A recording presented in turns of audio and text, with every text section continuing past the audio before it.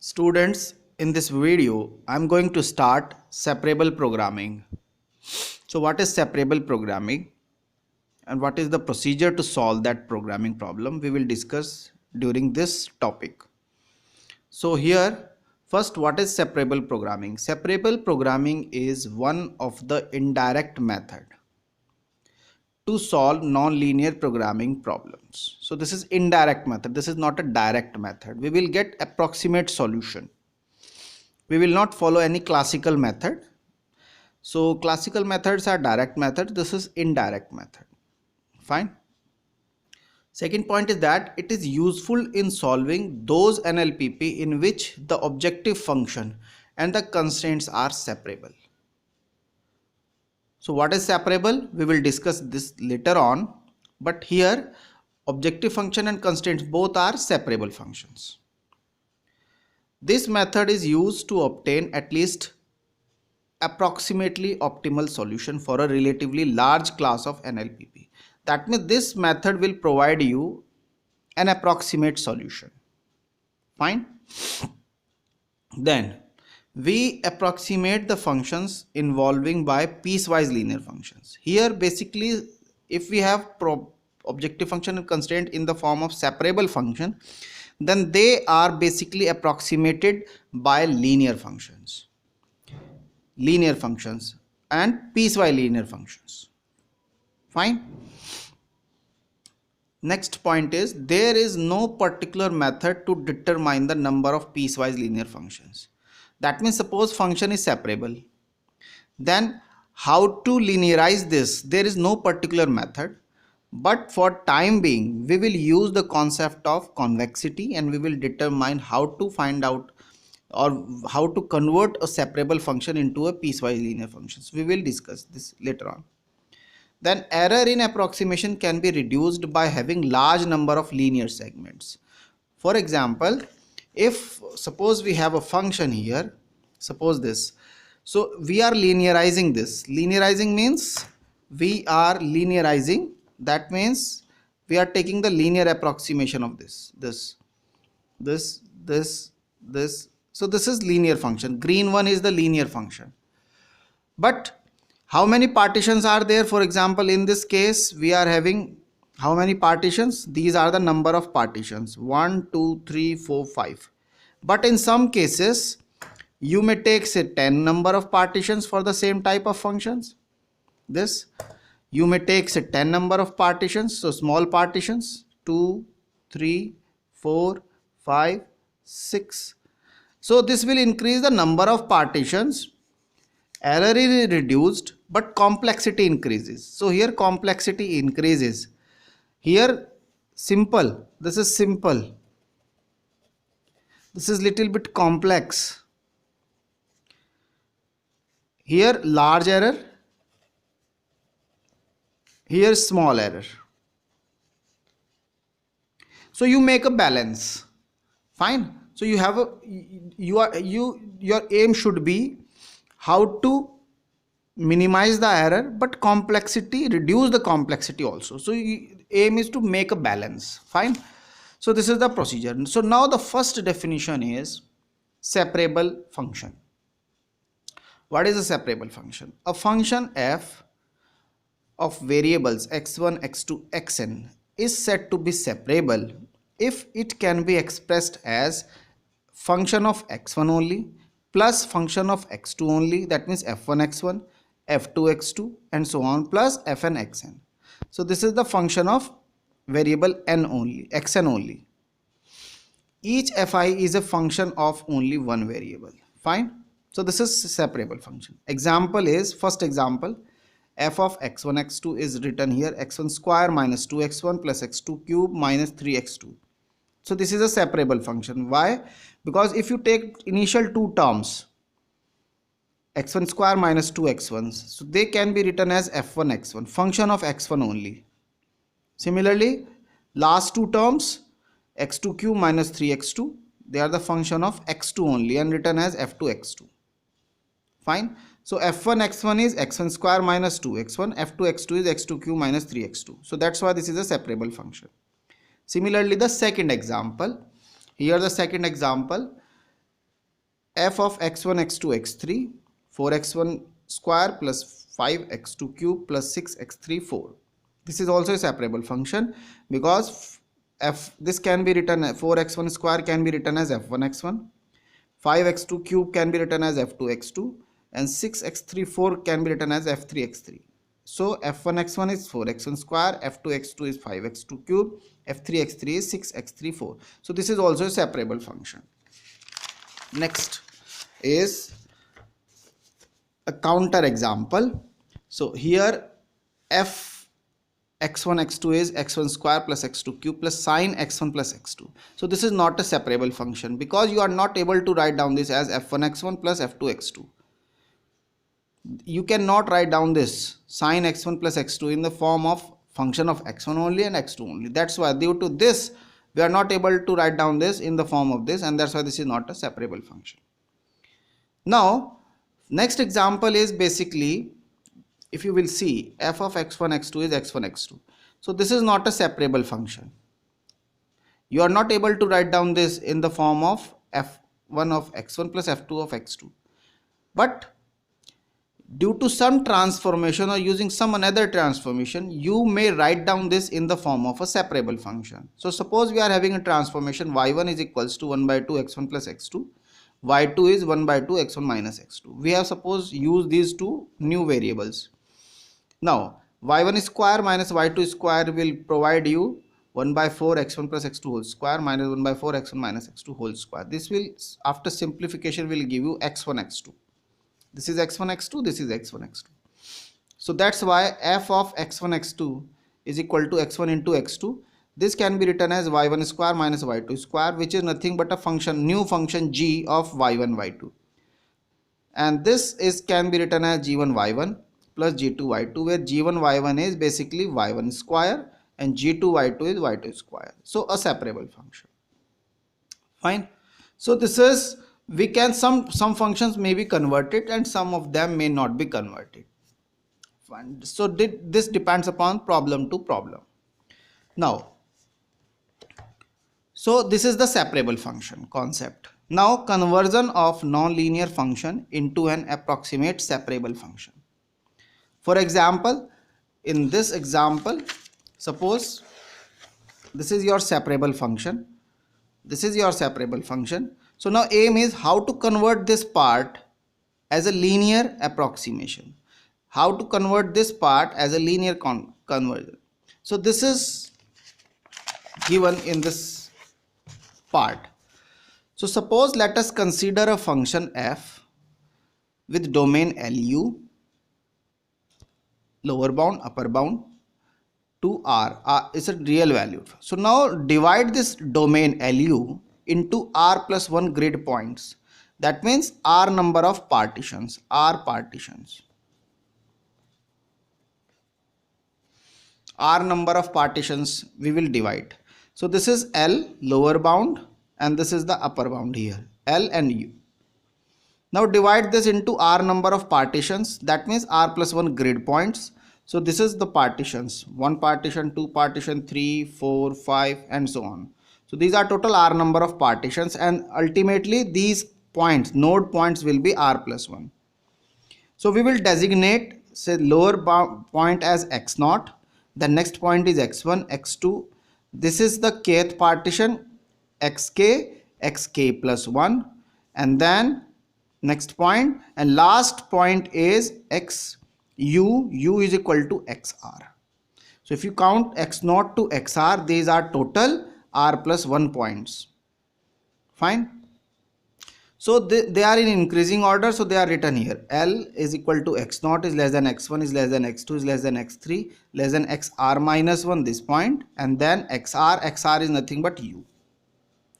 Here partitioning may be equally or unevenly spaced as per need. So they may be equally spaced or may be unevenly spaced as per your requirement. Fine. Okay.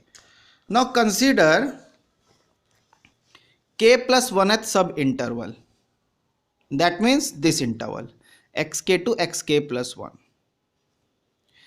So take any x in this point. Take any x.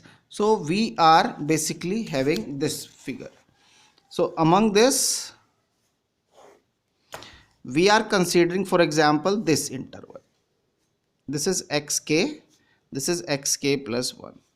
This is basically x naught is equal to u and L. This is basically u is equal to xr. Fine. So we are considering this part, and here this is xr, and this is the linear approximation. This is the linear approximation of function. Fine. So we are discussing this interval. So then x can be expressed, any x here in this interval from here to here. X is xk to xk plus 1 here. This can be written as a linear combination. So suppose here is this. Then x can be expressed as linear combination of xk and xk plus 1 as x is equal to lambda xk plus 1 minus lambda xk. This is the convex linear combination where lambda k is basically 0 to 1. We will write down this as lambda k xk, and in place of 1 minus lambda k we are writing lambda k plus 1 xk plus 1. So if we are writing this, so there's sum lambda k and lambda k plus 1, this sum should be 1, so that we can have linear combination, linear convex combination. Fine. Here lambda k and lambda k plus 1 is in between 0 and 1. Fine. So this x basically written as x is equal to lambda k associated with this xk, and for this we have lambda k plus 1. So lambda k plus 1 xk plus 1. This is the concept. Now take two consecutive intervals. So this is only one interval, but if suppose we are joining the two intervals xk to xk plus 1 and xk plus 1 to xk plus 2, that means here we are joining, suppose this also xk plus 2. So we are taking basically from here to here. Then what will happen? Just associate another variable xk plus 2 here. So x in from here to here. Now we are covering xk to xk plus 2. For any x in this range, what we have, x is written as just add k plus 2 xk plus 2 and so on, subjected to the condition that lambda k plus 1 plus lambda k plus 2 is equals to 1. Fine. So this is written here. So this x, if your two intervals are there, basically xk to xk plus 1 2, you are taking this interval, x is in between any point in these two, xk to xk plus 2, then this x can be written as lambda k xk plus lambda k plus 1 xk plus 1 plus lambda k plus 2 xk plus 2, where lambda k plus 1 plus lambda k plus 2 is 1, and each lambda k plus 1 and lambda k plus 2 is laying in between 0 to 1. So now extend this concept slowly for the entire interval from x0 to xr, entire interval. Then what we will have, we are taking x0 to xr, that means L to u, where x is any point from x0 to xr. Then x can be written as summation lambda k xk, where k varies from 0 to r, because we are having 0 to r. So that's why k varies from 0 to r.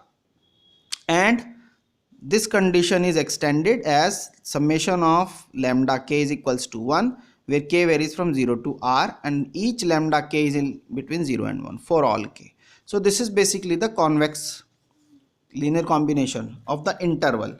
We have not approximated the function here. We have approximated any point on this domain. Now the second part is approximation of this with the help of this. तो इसकी help से आप function को approximate करेंगे. Fine. So since optima will occur in a sub interval, for example here, if the problem is of maximization, अगर maximum की problem हुई तो obviously optima कहीं यहाँ आएगा, for example. So x is basically here. So this interval is important for us. However, this is not useful, this is not useful. This interval is useful. fine. And if we are taking this interval, then they xk and xk plus 1, they are basically consecutive, एक दूसरे के consecutive भी हैं. And second important thing, they will provide the optimum solution. Fine. So since optima will occur in a sub interval, so corresponding lambdas will be non-zero and rest of the lambdas may be zero. Fine. तो जो consecutive corresponding lambda होंगे, they will be non-zero and rest of the lambdas may be zero. So at most 2 lambda k will be at positive level. For example, in this case, lambda k and lambda k plus 1, they will be at positive level because they will provide the optimum solution. The rest of the lambda k for lambda naught, lambda 1, they are not useful and they may be 0. Similarly, the right hand part, this section, they will also be 0. So at most 2 lambda k will be at positive level and they must be consecutive. So these two important points is very important कि 2 lambda के जो है वो positive level में होंगे और वो consecutive भी होंगे, बिकॉज उन दोनों के बीच में के जो इंटरवल बनने वाला है, ये interval, this is basically provide you the optimum solution. If this interval provide you the optimum solution, then this lambda K and lambda K plus 1, they should be consecutive and they should be at the positive level. This is called the adjacency criteria. This is called the adjacency criteria. Fine. So this is shown here.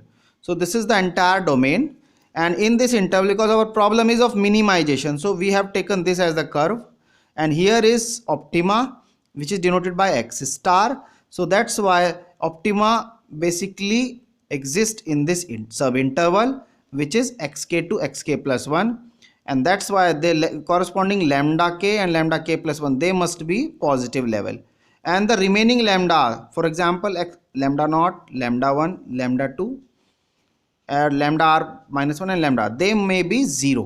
They may be 0. Fine. I hope you understand this. Now with the help of this, first we will approximate the function. If you will see here, this in this curve, so what is the coordinate of this point? Because what is the curve? Curve is this. We are approximating this. This is xk. This point is xk plus 1. What is the ordinate of this point? Xk, and this is the function f. So fk. Here this is xk plus 1 and f of k plus 1. So now try to find out this line, the equation of this line. So this is here, f of x minus f of xk divided by x minus xk. Fine. So here is this. What is the line? Equation of line is given by y minus y1 is equals to x2 minus y2 minus y1 divided by x2 minus x1, x minus x1. This is the equation of line, passes through these 2 points. So now in place of y, we are writing f of x minus y1. Y1 is basically, suppose we have assumed this, f of xk is equal to y2. Y2 means f of xk plus 1 minus y1, which is f of xk divided by xk plus 1 minus xk, x minus x1. X1 means xk. So this is the equation of line. So this is basically this. If you just take this part here, x minus xk, just remove this. So basically this is the equation. Fine. So from here, just find out f of x. F of x will be this. So this is the equation of this line. So f of a function is linearizing this. So here is, after simplification here, from here, f of x, when you take this common, so ultimately you will have this f of x k, is 1 minus xk divided by xk plus 1 minus xk plus x minus xk divided by this multiply by f of xk plus 1. This bracket is denoted by lambda k and this bracket is denoted by 1 minus lambda k. If you will see, this is basically lambda k, 1 minus lambda k. So this will be basically 1 minus lambda k, so ultimately lambda k. Fine. So this is lambda k f of xk plus this quantity will be 1 minus lambda k and f of xk plus 1. So this is also the linear combination. So this is basically linear combination. Fine. Where 1 minus lambda k is this quantity x minus xk divided by xk plus 1 minus xk. So f of x is basically lambda k f of xk plus lambda k plus 1 f of xk plus 1, where lambda k and lambda k plus 1. So we are denoting this 1 minus lambda k as lambda k plus 1. जैसे पहले किया था, इसको हमने lambda k plus 1 का नाम रख दिया. If you take the sum, if you take this bracket and this bracket, take their sum, this is cancelled out with this, ultimately 1 will be there. So similarly here lambda k plus 1 will be 1. Now extend the concept, extend this concept to entire interval. So what we have, f of x is basically summation of, this is denoted by lambda k f of xk, where k varies from 0 to r. That means lambda naught f naught plus lambda 1 f1 plus this will be f1. This. Then lambda r fr, where sum of lambda k is equal to 1, where k varies from 0 to r and each lambda is in between 0 and 1. Fine. So this is the approximation of the objective function or any function. So what is the adjacency criteria? Because we know that optima will lay in a interval, so the corresponding lambda will be at positive level and rest of them may be 0. So since fx has maxima minima in any sub interval, so the corresponding lambda k must be at positive level and at most 2 consecutive lambda k will be at positive level, and this is known as adjacency criteria. Fine. So we will give example later on. Now we will apply this concept in separable programming. So what is separable programming first? Separable programming is any programming of the type max min, where function, objective function is a separable function f1 x1 plus f2 x2 plus fn xn, and each constraint is also separable. That means, for example, this is the first constraint, g11 x1 plus g12 x2 plus g1n xn is less than equal to or greater than b1, which is separable function. Second function of constraint is also separable, g21 x1 plus g22 x2 and so on plus g2n xn less than equal to or greater than equal to b2, and mth constraint is also separable, gm1 x1 plus gm2 x2 plus gmn xn is less than equal to or greater than bm. So you can see objective function and each constraint all are basically linear functions or separable functions. So that's why this is called separable programming problem. Fine. So this is separable programming problem. Example is this. Here you will see maximum of f of x is equal to 3x1 square plus 2x2 cube subjected to x1 square plus x2 square less than equals to 4 here, and 2x1 plus x2 is less than equal to 3 and x1 x2 both are greater than equal to 0.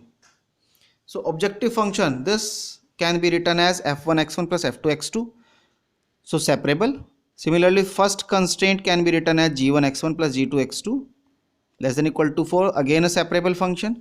2x1 plus x2 is less than equal to 3, this can be written as h1 x1 plus h2 x2, again a separable function. So that's why objective function and constraints are separable. That's why this is a separable programming problem. Fine. Now separable convex programming. So this is the special case of this. Here objective or objective function or constraint may be convex or non-convex, but if objective function as well as constraints all are convex function, then that separable programming problem is known as separable convex programming problem.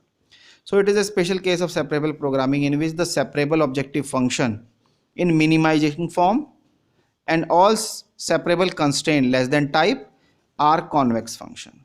So here objective function should be minimum, separable, and constraints are of less than type, and all are basically convex. So that is called separable convex programming problem.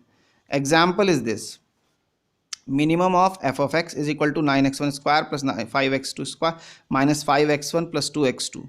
So this is a separable programming objective function, because 9x1 square minus 5x1, they are of the form f1x1 plus 5x2 square plus 2x2, this is f2x2, subjected to 2x1 square plus 3x2 square less than equal to 6. That means g1x1 plus g2x2 is less than equal to 6. Similarly, second constraint is 3x1 plus 4x2 less than equal to 12. This can be written as h1x1 plus h2x2 is less than equal to 12, and x1 x2 is greater than equal to 0. So where f1 f2 f3, this is f1, this is f2. Now we want to check the convexity. So basically you can check the convexity with the help of Hessian matrix, or because this is a single variable problem, so just take the derivative. F1 x1 square, this is 18 x1 minus 5, second derivative will be 18, and since this is positive, that's why this is convex. Basically this is the Hessian. Similarly f2 x2 is this, find out its first derivative, we get 10x2 plus 2, second derivative will be 10, so again this is positive, and hence this is convex. So since f2 is convex, f1 is convex, their sum will be convex. So this is a convex function. Similarly, g1 x1 is 2x1, just g1 is 2x1 square, again find out its second derivative, which is 4, positive, so convex. g2 x2 is 3x2 whole square, find out its second derivative with respect to x2, we get 6, again positive, so convex. So their sum will be convex, and hence we can say that first constraint is basically convex. Second one is basically h1 x1 plus h2 x2, both are linear, you can see, and linear means convex. So second one is also convex, and hence we can say that this is separable convex programming problem. Fine. So now next thing is how to apply this. How, because here we have taken separable programming, here we have seen how to convert the objective or any function in form of basically separable one. So now problem is that, or linearize the concept. So here if we have a separable programming problem, first we have to linearize f1 x1 with the help of this, f2 x2 with the help of this, and so on. So how to do that? This is shown here. So conversion of separable programming problem into linear programming problem. Fine. So we will do it here. So minimum of f of x is summation of fi xi. So we are having a separable programming problem. So this is separable, minimum of f of x is equal to summation fi xi, where I varies from 1 to n. That means we are having this function. Then subjected to constraints g, j, I, xi less than equal to bj, where summation is taken over I from 1 to n. Fine. And j is 1 to m. That means we are having m number of constraints, and here n number of variables are there. Each xi is greater than equal to 0, and each xi is laying in between li and ui. Fine. So here we are having this kind of constraints. So they are in short written here. Now each fi xi and g, j, I, xi expressed as summation of linear functions as done in previous section. This. So each fi, in place of f we are having f1, f2, f3 and so on. Each function is expressed as here lambda naught f naught plus. तो हर function को हमें ऐसे लिखना है. Fine. So here, for example, here say ith function fi xi of ith variable is written as this lambda ik fi xk, where k varies from 0 to ri. ठीक. So now we will substitute this value here. So what we get? We get double summation, I from 1 to n, this summation, and for this we are having this summation. So summation k from 0 to ri lambda ik fi xk. So now your objective function f of x, This is linearize. Subjected to similarly the constraint is also linearized with the same with having same concept. So here double summation, जैसे यहाँ हुआ ऐसे यहाँ होगा, summation i from 1 to n summation k from 0 to ri, क्योंकि उतने ही partition करेंगे ri, so lambda i के एज इट इज जैसे यहाँ है सेम जी जे आई एक्स के, फर्क क्या हुआ, एक्स आई की जगह क्या हो गया, एक्स के हो गया, ठीक, is less than equal to b j, and then summation convexity condition k from 0 to ri, lambda i k is 1, and now each lambda ik is in between 0 and 1, k varies from 0 to ri, जितने partition हम करेंगे उतने ri हो जाएंगे, 0 1 2 ri and I is 1 to n. So this is basically, and this is since separable programming problem, so here adjacency criteria will also be applied. So this is LPP with adjacency criteria, that is at most two adjacency lambda k will be at positive level in the basis and rest will be 0 at a time, ठीक, दो consecutive lambda के basis में होंगे at a time, बाकी सब जो 0 होंगे. This is the, so we have converted a separable programming problem into linear programming problem with this. So how to apply this, let's see example how to convert. So suppose we have this single variable function f1 x1 is equal to x1 cube minus 3x1 whole square plus 4x1 plus 2, which is in between 0 and 3. x1 is in between 0 and 3. So we will take this domain 0 to 3, this 0 to 3 0 to 3, इसके हमने 3 partition कर लिए 1 2 and 3. So the grid points will be 0 1 2 and 3. This is denoted by a0, this is 1 denoted by a1, this point is denoted by a2, that means a2 is equal to 2, and this last grid point is a3 is equal to 3. Fine, so this is written here. Now at this grid point, because हमें क्या निकालना है, हमें function को लीनियराइज करना है. Fine, सो हमें function की वैल्यू चाहिए पहले यहाँ पर. Fine, so this the functional value is denoted by f of a0, f of a0. What is a0? a0 is 0, so put it here, a0 की वैल्यू 0 पुट करेंगे तो we will get 2, so this is written here. Here a1 is 1, find out the functional value at this point, that means f1, this is f1 f1, this is f1 f1. Fine, so f1 a1 is put a1 की value 1, यानी x1 की जगह 1 रखेंगे यहाँ तो हमें मिलेगा 4.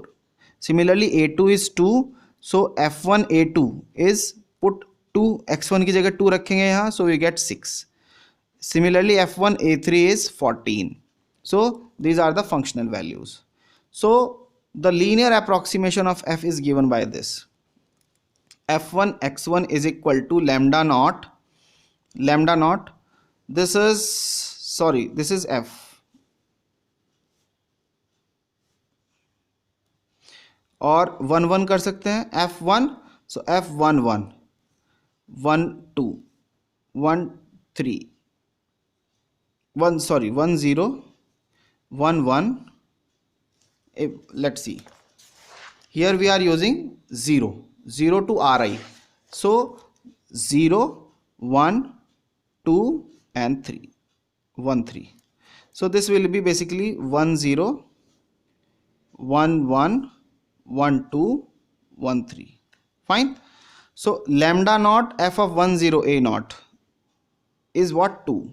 So this is the linear approximation as it is same जैसा हमने यहाँ किया है. Here same concept, this concept we are discussing this part fi xi, this part. So here is this, so f1 x1 is basically this, so lambda naught f of 1 0 a naught plus lambda 1 1 1 a1, lambda 2 f of 1 2 a2 plus lambda 3 f of 1 a3. In place of a you may use x also, x0 x1 x2 x3, x का भी इस्तेमाल कर सकते हो.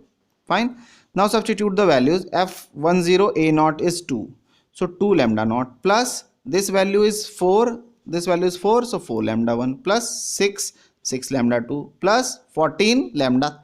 So this is the linear approximation where lambda naught, lambda 1, lambda 2, lambda 3, they are unknown. Subjected to the convexity condition, lambda naught plus lambda 1 plus lambda 2 plus lambda 3 is equal to 1. Each lambda is greater than equal to 0. So this is this. Now we have to also linearize this domain. So x1 is basically what? Lambda naught a naught, like this. We have to linearize this x. We have to linearize our x like this. X lambda k xk. Fine. So we have to use this. So what we have done is this: lambda naught a naught plus lambda 1 a1 plus lambda 2 a2 plus lambda 3 a3. What is a naught? A naught is 0, so 0, plus a1 is 1, so 1 into lambda 1, so lambda 1, plus 2 lambda 2 plus 3 lambda 3. That means x1 is lambda 1 plus 2 lambda 2 plus 3 lambda 3. So this is our x1 after linearization, and this is our function f1 x1. This is our function after linearization. This is our function. So objective function is linearized, variable is also linearized, and here with adjacency criteria, at most 2 lambda I will be at positive level and they must be adjacent. So this is the adjacency criteria. Now we will use this concept to solve a separable programming problem. How to use this? So we will take examples in the next video. Thank you.